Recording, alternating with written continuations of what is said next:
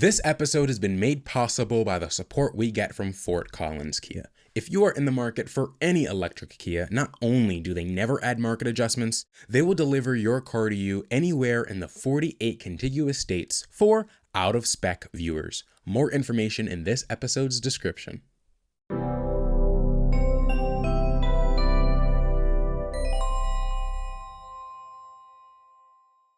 Hello and welcome back to the Out of Spec podcast. I'm here to make you even more jealous about all of the cool EVs that China is getting. This time we're here to talk about the Xiaomi SU7. Starting at just $30,000, Xiaomi, the phone manufacturer, sold over 135,000 units of the SU7 and is expecting to sell even more in 2025 with their sedan and their SUV model coming out as well. Now, we know Chinese EVs, they have taken it up a notch when it comes to charging performance, autonomous driving features, efficiency.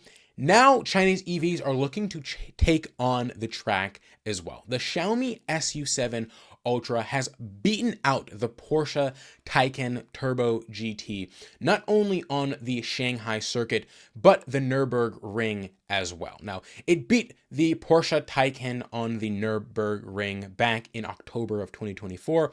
Now, on the Nürburgring, it's important to note that Xiaomi was not using a production version of the SU7.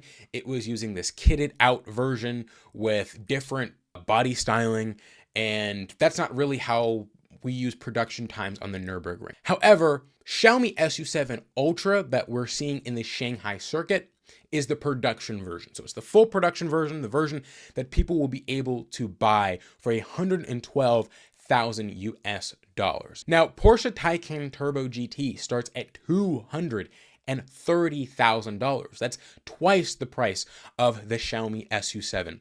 But it's just worth mentioning that the Nürburgring Xiaomi SU7 was not a production style vehicle. But now it beat it on the Shanghai Circuit in its home of China as well, showing how dominant these Chinese EVs are getting. So for the Shanghai Circuit, the Porsche Taycan Turbo GT set a time of 2 minutes and 11 seconds. The SU7 beat that with a time of 2 minutes and 9 seconds. Same thing in the Nürburgring. The Turbo GT got a time of 7 minutes and 7 seconds, just 2 seconds behind the Rimac Nevera. And then we have the Xiaomi SU7 Ultra coming out of nowhere, getting a time of 6 minutes and 46 seconds. So totally wiping the floor of not only the Porsche Turbo GT, but the Rimac Nevera as well. And it's just kind of nuts seeing the performance figures of this vehicle, right? 1,500 horsepower. That's 435 more horsepower than the Taycan Turbo GT. Maxes at 201 miles per hour, while the Turbo GT has a max speed of 180, right? And these top speeds help on those straightaways when you're on the track. And then, of course, acceleration when you're starting to break out those curves and then accelerating again. The Xiaomi SU7 has a better 0 to 60 time of 1.8 seconds versus the Porsche Turbo GT, which has a time of 2.1 seconds. And so these advantages in its performance help it to pretty much dominate on the track. It shows again that there is Chinese dominance pretty much everywhere. Xiaomi SU7 Ultra, the Ultra is like Porsche's Turbo. So Ultra, Turbo, you can kind of think of those as synonymous, right? Xiaomi's kind of ultra high-end trim, Porsche's high-end ultra trim. Porsche has always been the EV performance benchmark, and a company like Xiaomi, which is just starting to make cars, they're already setting some crazy records. And look, I'll say this, right? It's cool seeing companies like Xiaomi come in and really dominate and show that they are capable on the technology side to really make a great performance EV.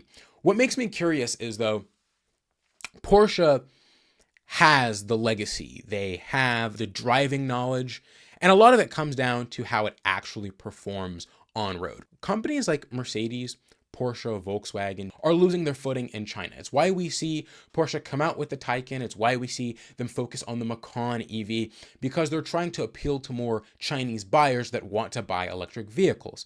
However, when you have a vehicle that is not only going to cost less, but supports China, right? When it comes to nationalism, supporting a Chinese manufacturer, people are going to do so. And so it creates more and more tension, and it makes it harder for Porsche to sell their own vehicles in China.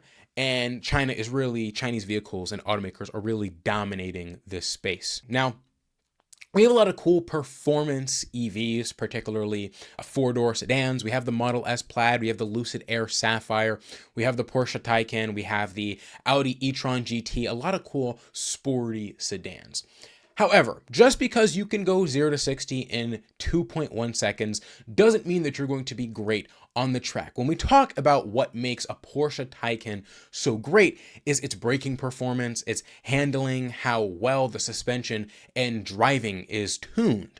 And then that also goes into how much it can handle track performance, going on multiple runs and being able to put out consistent power. It's not just its ability to have a quick 0 to 60. There's a lot more that goes into what makes a good driving vehicle, particularly a good driving EV. And Xiaomi, again, beat out the Porsche Taycan, which I think is the pinnacle, the king of when it comes to EV performance. It's very hard to just take away the performance and handling dominance that Porsche has. And so until we can really get our hands on the SU7 and the Turbo GT, it's hard to really be like, hey, the Xiaomi, it had a better time. It's a better vehicle. Clearly, on paper and on video and on time, it's a better vehicle. But I'm genuinely curious about how it performs in real life when you're sitting in that seat and how it feels to take corners in each EV.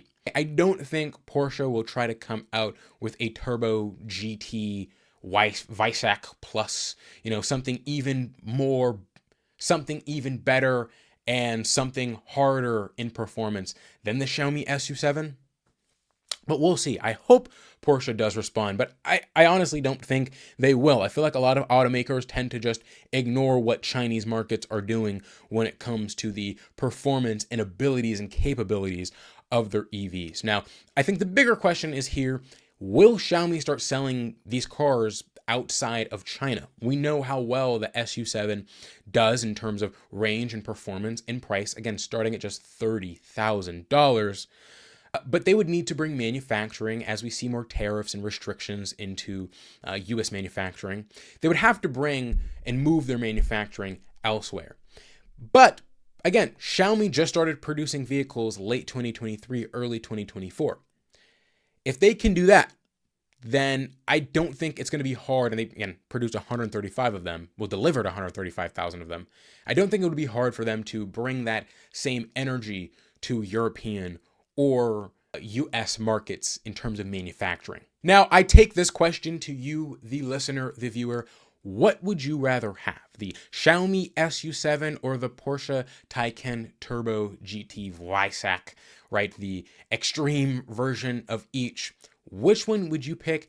I still think that I would go for the Porsche Taycan. The Xiaomi SU7 is super cool. And again, I think Asian auto manufacturers are doing great, but it's something about a Porsche that you just cannot deny. But let me know what you guys think down in the comments. Thank you guys so much for watching. This is the Out of Spec podcast, and I will see you guys in the next one.